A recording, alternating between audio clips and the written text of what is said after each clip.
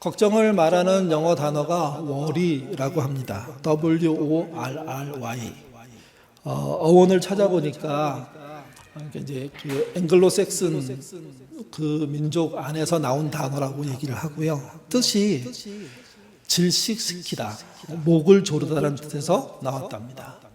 그러니까 걱정이란 말은 하면 할수록 스스로를 질식시키는 건데 어떤 행동 때문이냐면 스스로가 자신의 목을 조르기 때문이라는 거죠. 그러니까 적당한 걱정은 사실 착실한 준비를 위해서 필요합니다. 긴장 없는 그냥 일을 맡았는데도 아무 긴장하지 않고 준비하지 않고 그냥 대충 해버리는 건 그건 오히려 문제가 있는 거죠. 그래서 적절한 걱정할 수밖에 없고 그 걱정이 잘 준비하는 데 쓰이면 큰 도움이 됩니다. 문제는 지나친 걱정입니다. 그러니까 지나친 걱정의 문제는 자기의 목을 스스로 조르는 형태로 일이 벌어진다는 거죠. 그러면서도 모르는 겁니다. 이게. 그래서 사회생활이나 교회에서도 걱정하지 말라는 말을 많이 합니다. 걱정이 지나치지 않아야 하기 때문입니다. 지나친 걱정은요, 하나님이 주시는 것일 수도 있습니다. 근데 대부분은 성경의 의미로 보면 마귀의 올무 이렇게 쓰입니다. 하나님이 어떤 사람에게 걱정을 주시고 그 걱정이 소원으로 바뀌는 과정들을 이루어 가신다면 마귀는 그 걱정을 토대로 올무를 만들어서 함정을 만들어서 빠뜨려 버린다는 거죠. 그리고 헤어나오지 못하게 한다는 겁니다. 내가 하고 있는 걱정이 어떤 걱정인지 그래서 좀 들여다보셔야 됩니다. 바울은 빌립보서에서 이렇게 얘기했습니다. 아무것도 염려하지 말고 다만 모든 일에 기도와 간구로 너희 구할 것을 감사함으로 아뢰라. 누구한테 아뢰입니까? 하나님께. 걱정하기보다 기도해야 된다. 걱정하기보다 염려하기보다 간구하는 것을 해야 된다. 그 얘기를 하는 겁니다. 그러니 걱정하느니 기도하셔야 됩니다. 걱정하느니 감사함으로 구하셔야 됩니다. 하나님께 구하고 하나님께 기도하는 것이 걱정을 넘어서는 길들을 열어준다는 말을 하고 있는 겁니다. 걱정하는 일이 있으십니까? 기도하십시오. 걱정되는 일이 있습니까? 그 일이 오히려 내게 유익할 것을 믿고 감사함으로 구하십시오. 하나님이 그 구한 것에 응답하실 것입니다. 이스라엘은 첫 번째 지도자 모세가 출애굽을 인도하고 광야 40년을 인도했습니다. 근데 가나안에 들어가지 못하고 모세는 광야에서 죽습니다. 두 번째 지도자 여호수아가 가나안 정복 전쟁을 수행했습니다. 모세와 여호수아의 리더십은 탁월했고 하나님과 동행했기에 대부분 매우 긍정적이고 좋은 결과들을 만들어냈습니다. 이스라엘 사람들은 생각보다 편했습니다. 왜냐하면 문제가 생기면 그 지도자를 통해서 하나님께 간구하면 됐거든요. 문제는 모세와 여호수아가 떠나고 난 다음입니다. 물론 모세가 떠났을 때는 여호수아가 있었기 때문에 잠깐의 리더십의 공백이 있었지만 이어집니다. 근데 여호수아가 죽자 리더십의 공백이 아니라 리더십이 사라집니다. 그동안 자신들을 잘 이끌어줬던 대표자가 하루아침에 사라진 이스라엘, 어떻게 해야 될지 모르는 상태가 되는 거죠. 사사기 1장 1절 같이 읽겠습니다. 여호수아가 죽은 후에 이스라엘 자손이 여호와께 여쭈어 이르되 우리 가운데 누가 먼저 올라가서 가나안 족속과 싸우리까. 지난주에 말씀드렸지만 우리 가운데, 이 가운데란 말은 이 본문상에서 또 본문의 단어의 뜻에 의해서 보면 우리를 위해라고 번역해야 맞다고 말씀드렸습니다. 우리 가운데라는 것은 12지파 안에 이 일을 맡아 할 사람이 누굽니까? 누가 올라가야 됩니까? 누가 앞장서야 됩니까? 이렇게 질문하는 것이라면 우리를 위해서는요, 우리는 빼고 다른 어떤 리더십, 그러니까 여호수아와 모세와 같은 리더십, 그런 리더십이 어떻게 주어지는지를 묻는 겁니다. 당장 가나안 정복 전쟁을 해야 된다는 걸 알고 있는데 여호수아가 죽었으니까 그러면 누가 앞장서서 이 일을 수행할 겁니까? 그 사람. 보내달라는 거죠. 그 사람 세워달라는 거죠, 이게. 여호수아가 죽은 다음에 정치 형태가 바뀌어서 이제 책임져 줄 사람이 없는 상태가 됐고, 그래서 이스라엘은 새로운 생각들을 해야 되는데 하지 못하고 멈춰 있는 겁니다. 우리 가운데 누가 이 일을 해야 합니까? 라는 질문과 우리를 위해서 누가 일을 해야 합니까? 이 질문은 비슷해 보이지만 근본적인 차이가 있는 질문입니다. 공동체마다 자신들이 책임지려고 하는 공동체가 있는가 하면요, 책임지지 않고 누군가 앞장 세워서 그 사람을 책임자로 만들고 싶은 공동체가 있는 거죠. 어떤 공동체가 더 힘을 발휘하겠습니까? 우리 가운데라는 공동체가 훨씬 힘을 발휘합니다. 사사기는 우리 가운데 리더십이 아니라 우리를 위해서 대신할 자를 찾는 이야기로 시작합니다. 그래서 혼란기고 그래서 쉽지 않았습니다. 하나님은 이것에 대한 책임을 누군가를 세워서 하시고 싶지 않으셨습니다. 그래서 이제 이스라엘 자체에게 책임을 넘겨주십니다. 2절 같이 읽겠습니다. 여호와께서 이르시되 유다가 올라갈지니라 보라 내가 이 땅을 그의 손에 넘겨주었노라 하시니라. 이 말은 간혹 이렇게 해석됩니다. 유다라는 지파가 이스라엘의 가장 우두머리다. 결과적으로 맞죠. 왜냐하면 유다는 예수님이 태어나는 지파거든요. 그리고 오늘 본문상에서 가장 숫자가 많은 20세 이상이 가장 많은, 당시 2차 인구조사에 의하면 7만 4천 명이 넘는 정도, 그러니까 한 60만 되는 그 성인 인구 중에 12% 정도가 속해 있는 지파가 누구냐? 유다 지파입니다. 그러니까 가장 많은 숫자와 또 하나님이 주신 정통성을 갖고 있기에 이 본문을 읽을 때 유다가 가장 선봉에 서서 모든 일을 책임지는구나. 근데 그런 해석은 틀렸습니다. 유다의 대표성 가장 먼저 한다 이런 의미는 가질 수 있지만 유다가 모든 가나안 정복 전쟁을 완수하는 건 아니거든요. 유다는 1장에 등장하고 난 다음에 끝에 가서 다시 등장합니다. 그 사이에 11개의 지파의 활동들이 기록되어 있습니다. 유다를 올려버렸다는 이야기는 앞으로 이런 방식으로 책임지는 일들을 하게 될 것이다 하는 첫 번째 예를 주겠다는 겁니다. 유다는 자기 북잇을 넘어서는 다른 땅들에 가서 역할을 하지 않았습니다. 물론 뒤에 가면 시므온과 연결돼 가지고 역할을 하긴 하지만 그건 둘의 동맹관계 때문에 그렇게 된 거고, 유다가 등장한 것은 예수님이 태어난 족속이기 때문이 아니라 요단강을 건너서 들어간 가나안의 가장 초입, 그 주변의 가장 넓은 땅을 유다가 분깃으로 받았기 때문입니다. 그래서 하나님께서는 유다에게 너의 땅을 네가 스스로 다 차지하라고 얘기합니다. 누가 대신해 주지 않는다는 겁니다. 그래서 유다를 시발로 다음 단계로 모든 지파들이 하나하나 자기 땅들을 찾아가는 작업들을 하게 되는 거죠. 이게 신앙에서 가장 나쁜 것은요, 나는 빠지고 누군가 책임지는 겁니다. 가장 나쁜 교회는 앞에서 일하는 사람은 열심히 일하고 그런데 지쳐있고 나머지 사람들은 구경하는 거죠. 그래서 옛날에 그런 말이 있었습니다. 교회는 극도의 쉼이 필요한 사람 소수와 그 다음에 운동 부족의 사람 다수가 모여 있는 곳이라고요. 모두가 책임지면 훨씬 더 쉬울 건데 그렇지 않은 거죠.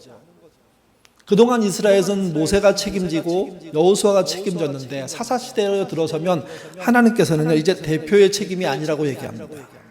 지파의 책임, 그리고 한 걸음 더 들어가면 개인의 책임을 얘기하십니다. 책임이 뚜렷하게 분깃이 있고 분량이 있고 자기 영역이 존재한다는 거죠. 책임의 영역이 뚜렷해진다는 이 흐름으로 이 본문을 읽으셔야 됩니다. 그래야 이 땅에 그 당시에 문제가 드러나는 거죠. 각자 자기가 왕인 것처럼 행동하는 그 세상에 대한 이해도 그래서 시작되게 되는 겁니다. 하나님이 분명하게 책임을 주어주자 그때서야 유다 지파가 움직입니다. 3절 말씀 같이 읽겠습니다. 유다가 그의 형제 시므온에게 이르되 내가 제비 뽑아 얻은 땅에 나와 함께 올라가서 가나안 족속과 싸우자.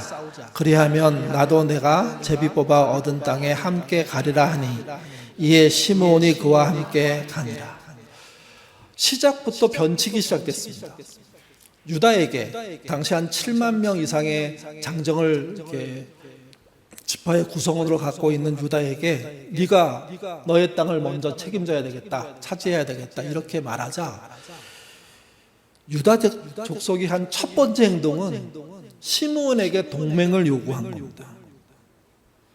당시 유다 지파는 7만 한 4,600명 정도 됐고요. 시므온은요 59,300명.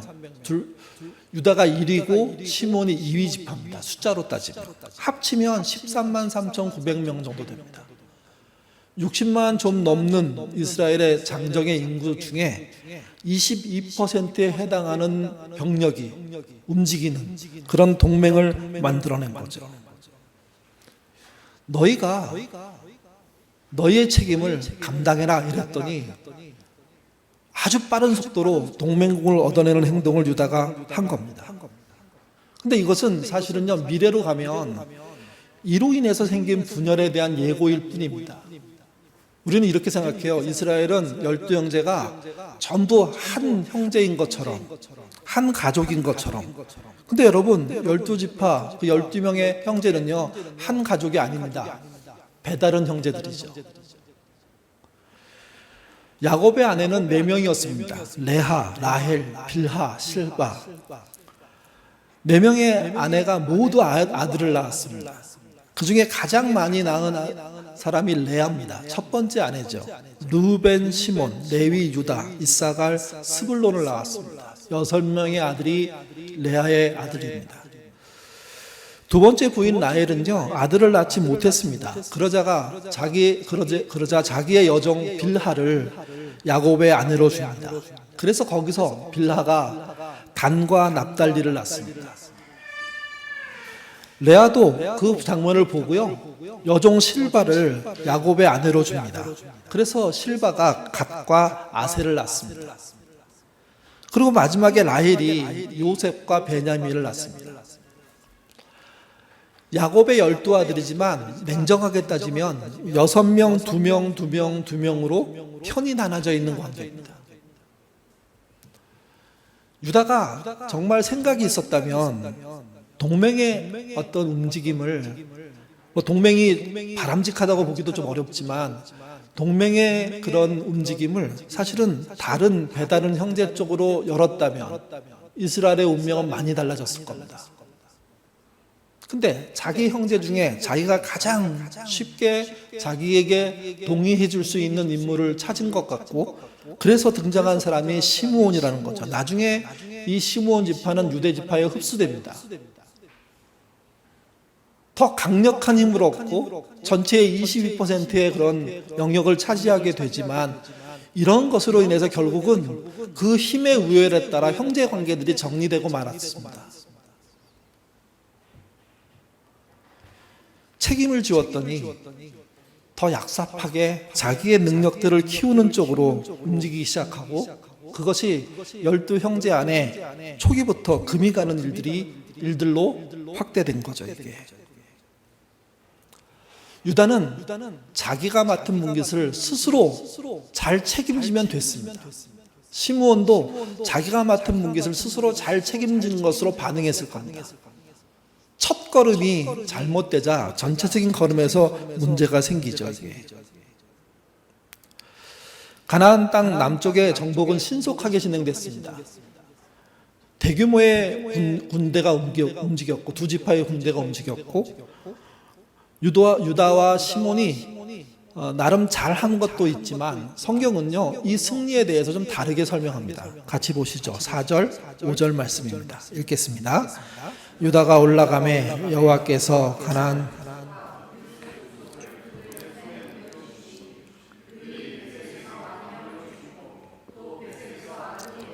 만나 그와 싸워 가나안 족속과 예, 유다가 올라갈 때 여호와께서 가나안 족속과 브리 족속을 그 손에 넘겨주십니다. 이 사실을 그때 한 게 아닙니다. 이미 하나님께서는 가나안 전체를 이스라엘에게 넘겨주셨습니다. 순종하고 들어가면 나오는 결과입니다. 이거는. 이 전쟁의 가장 명백한 것은 스스로 책임지고 나서면 하나님은 그 모든 일에 책임자가 되어주신다는 겁니다. 그래서 하나님이 그들을 가나안 그 두 족속을 이스라엘에게 이미 넘겨줬다는 표현이 있죠. 이게. 잘했기 때문이 아니라 하라는 대로 했기 때문입니다. 신앙에서 제일 중요한 게 겁니다. 잘하는 것보다 그 말씀대로 하는 삶입니다. 행동입니다. 손해볼 것 같은데 그러나 말씀이기 때문에 움직이시면 그 결과는 하나님의 주신 그런 힘과 능력으로 명백하게 좋게 드러날 수밖에 없다는 것이 이 본문의 이야기입니다. 물론 역경이 없다는 뜻이 아닙니다. 고난이 없다는 뜻이 아닙니다. 그들이 벳색에서 10,000명을 죽였다고 얘기합니다.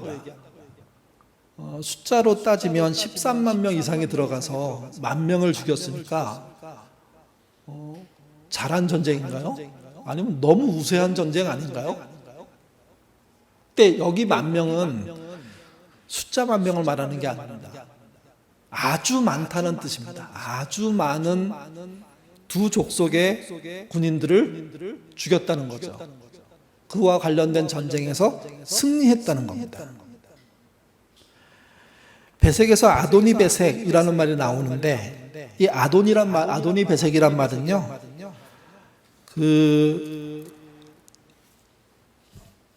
아도니 베색이란 말은 주인, 그러니까 베색의 주인이라는 의미입니다. 우리가 그 이집트 애굽의 왕을 바로라고 하잖아요.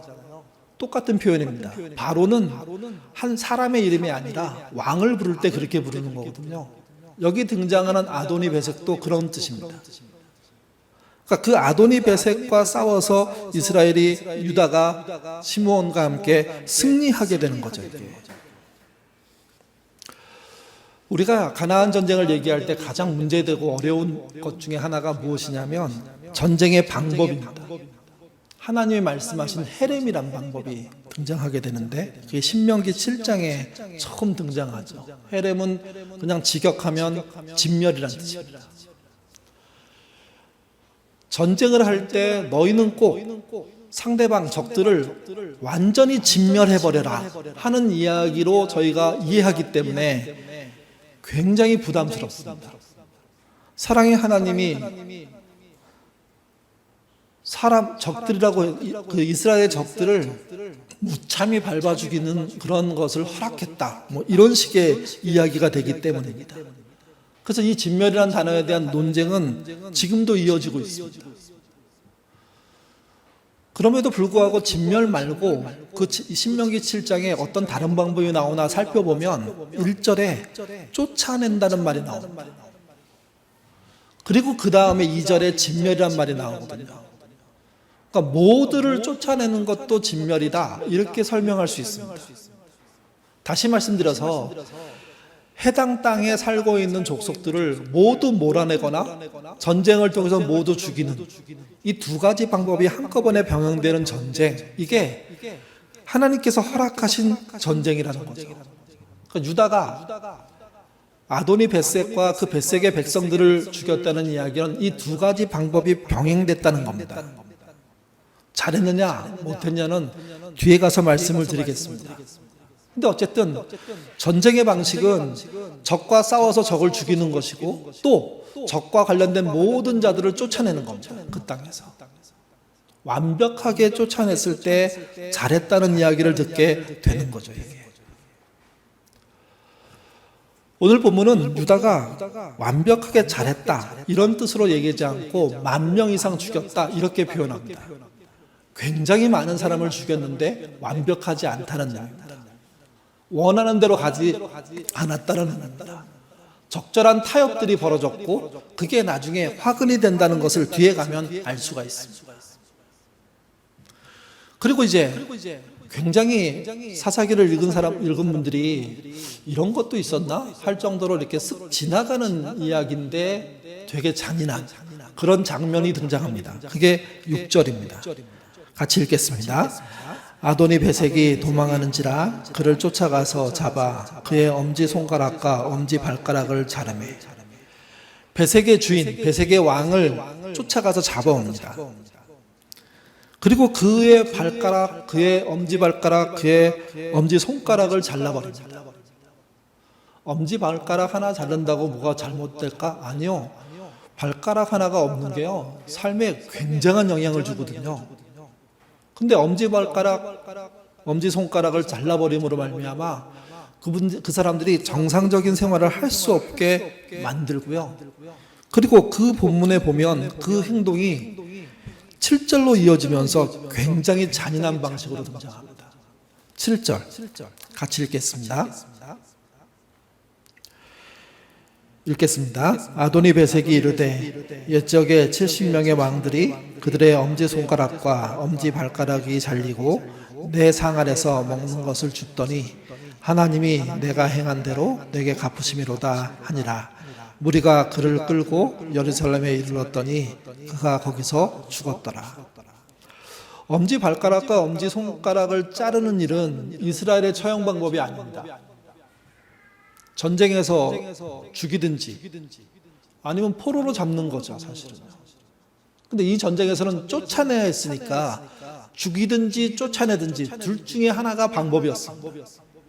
근데 유다 지파 사람들이 이 전쟁을 치르면서 적의 왕, 적의 수장을 잡아다가 손가락, 발가락을 자르는 행동을 했던 겁니다.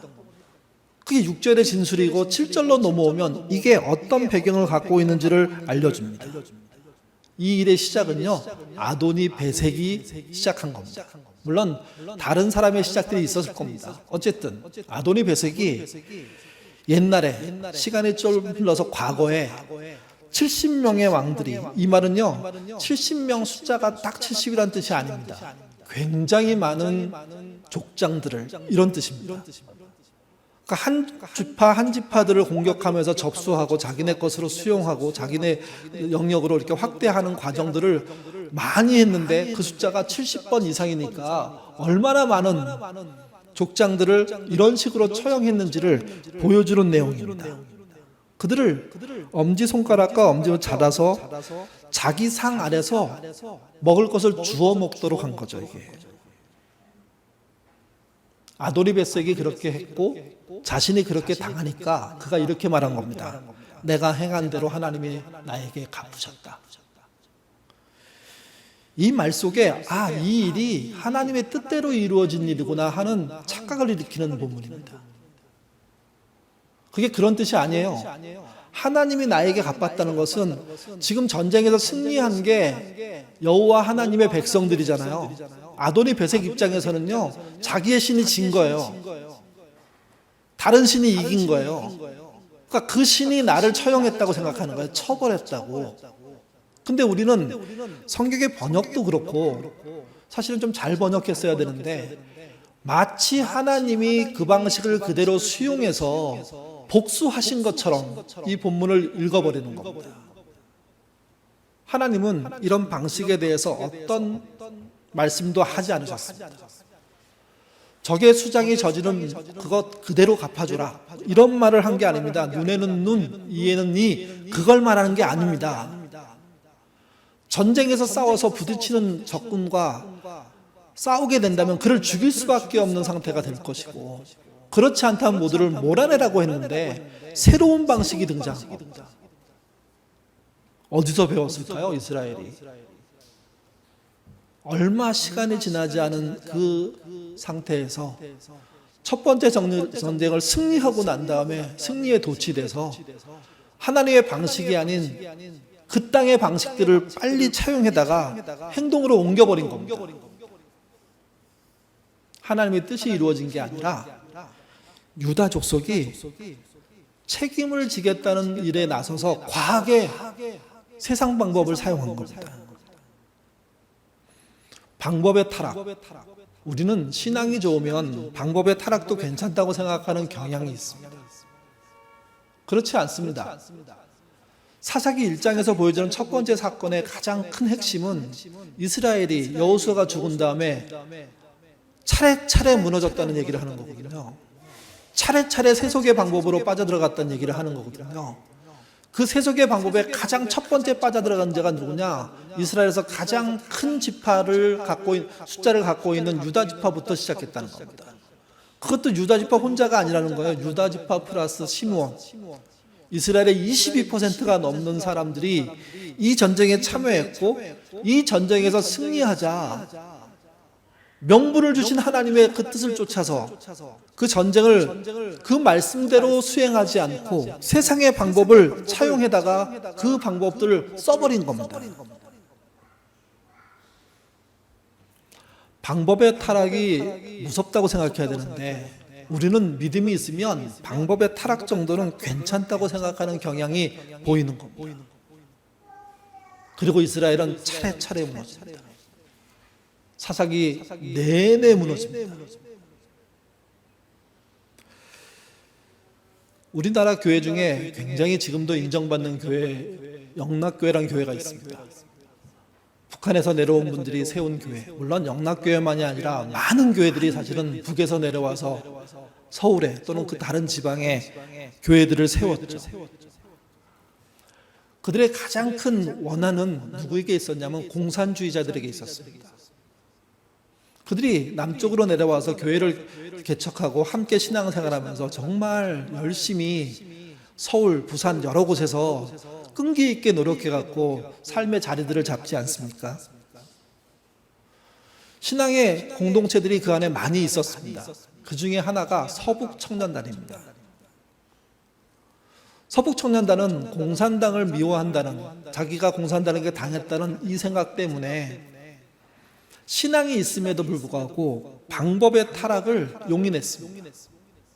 그래서 어떤 일들을 저지르냐면 백색 테러, 심지어 교회의 장로님, 권사님, 집사님들이 정치 깡패 역할들, 이런 거 막 무색하게 세상을 돌아다니면서 해버리거든요.